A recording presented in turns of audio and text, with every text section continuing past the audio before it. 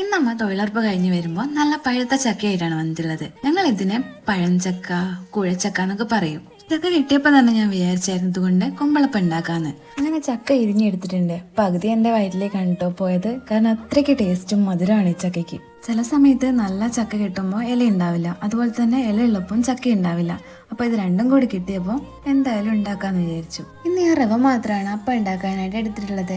ചിലരിത് അരിപ്പൊടി കൊണ്ടും ആട്ടപ്പൊടി കൊണ്ടും ഒക്കെ ഉണ്ടാക്കാറുണ്ട്. പക്ഷെ എനിക്ക് കൂടുതൽ റവ കൊണ്ട് ഉണ്ടാക്കുമ്പോഴാണ് ടേസ്റ്റും സോഫ്റ്റും ആയിട്ട് തോന്നിയിട്ടുള്ളത്.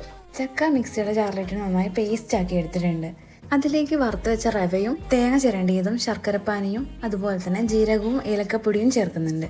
എല്ലാം കൂടി ചേർത്ത് മിക്സ് ചെയ്ത് എടുത്തിട്ടുണ്ട്. ഇനി നേരത്തെ പറഞ്ഞില്ലേ ഇടനില എടുത്ത് വെച്ചിട്ടുണ്ടെന്ന്, അതിങ്ങനെ കുമ്പിളാക്കി അതിലേക്ക് നേരത്തെ കുഴച്ച് വെച്ച മാവ് വെച്ചിട്ട് മടക്കി ആവിയിൽ പുഴുങ്ങി എടുത്തിട്ടുണ്ട്.